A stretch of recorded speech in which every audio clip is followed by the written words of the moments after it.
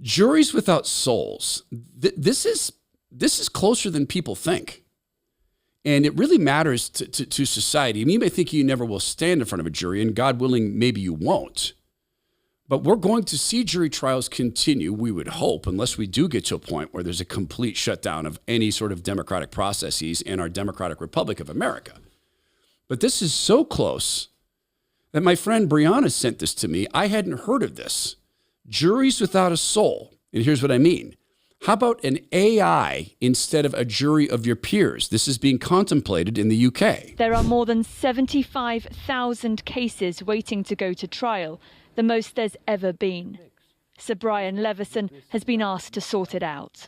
You've got to go through the whole system and try to improve it, not only so that we no longer have an increasing backlog, but that we can eat into the backlog and reduce it to a level that is acceptable so that trials can take place within a reasonable period of time. Potentially lower prison sentences if the defendant pleads guilty at the first opportunity. The government has said it will now go through the recommendations and bring in new laws in the autumn. But there are already concerns about a reduction in the use of juries, which have been part of the justice system since the Middle Ages. Paula Harriott runs a charity that supports those with criminal records. I do worry about that. That is one of the concerns that I have about the review, that defendants won't have the opportunity for a trial in front of their peers, and that'll be in the hands of people who maybe don't have the same level of proximity to the issues as members of the public do. Modern trials are taking longer, and delays caused by COVID haven't helped. The government asked for plans for bold reform and now need to decide which of Sir Brian's plans should pass through Parliament and enter the courts. I respect juries and I admire the conscientious way in which they go about their business. But it can't be right that all cases, however large or small, necessarily get that treatment. As somebody has said, it may be that a jury system is Rolls-Royce, but if there are many cars on the road, the Rolls-Royce isn't moving. Using AI for a jury to replace human beings, this is an idea they fancy. Now, the fact of the matter is this: you cannot replace human beings with AI. AI cannot feel, it cannot assess emotion. Yeah, it can read keywords, it can look at body language, but it cannot sense a fellow human being. I don't know about you, but I know I can sense the presence of another human being. There's been tests to prove this, that human beings bond. Even in a short while in an airplane, you can begin to sense the mood of a person because we are, in fact, all from God, created in his image, and he loves us. The very notion of an AI jury should terrify everybody because AIs right now don't create themselves. They will. And that should be frightening enough. But what an AI actually does is amalgamates as much has been written or said or produced about a topic into a database so that it can appear to be providing intelligent answers. There's been nothing written about you. If you're in your first ever jury trial, there's nothing about you. There's a very limited data set.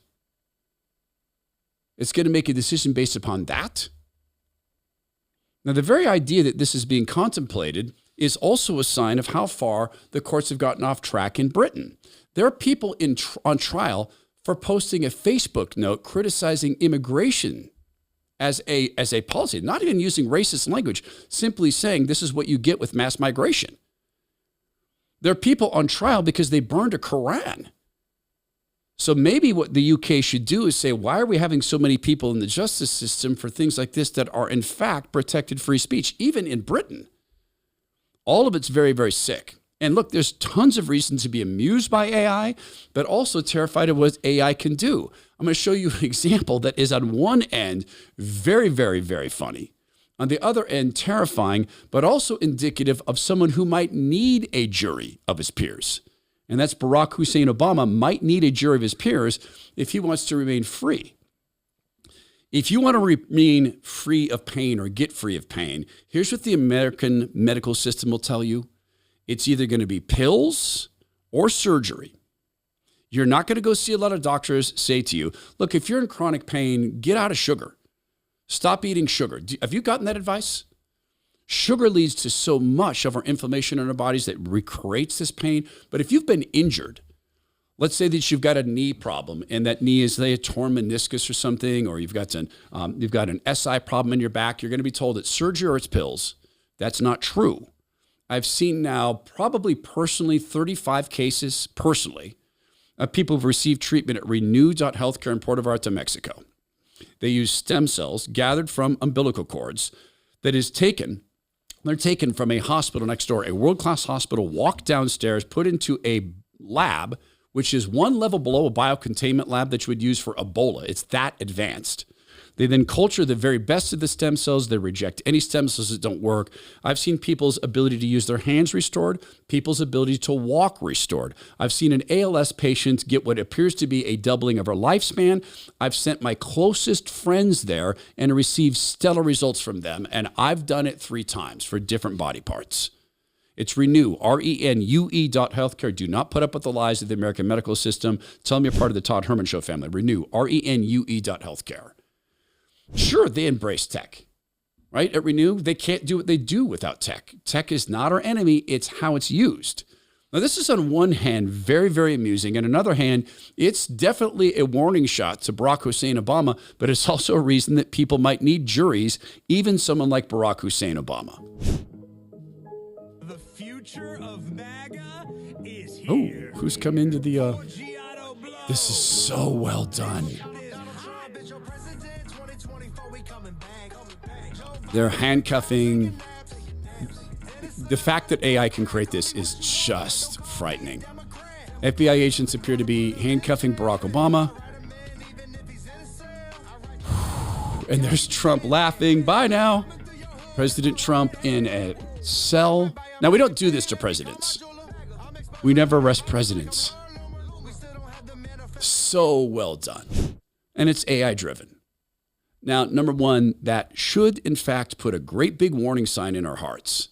If it can be made about Obama, it can be made about you. And if it can be made about you, it can be made about anybody. But if Barack Obama went to trial, if he was arrested and actually chose to go to trial, or actually didn't settle, would you want him to be heard by an AI? Or would you want actual human beings involved in hearing that case and making that decision? For me, I would never put up with an AI jury. I mean, maybe you don't have a choice, except this. It's just a temporary jury. They can create all the AI juries they want. The only jury that matters in eternity is the most intelligence that has ever existed and ever will exist, because it's always existed and always will. And that is God Almighty. So though the times get scary, though this looks again like end time stuff, though this looks again like Book of Revelation, let's rest in this. We know the ultimate judge and we know his character, because God's character is perfect and loving and just. So let's take that to heart.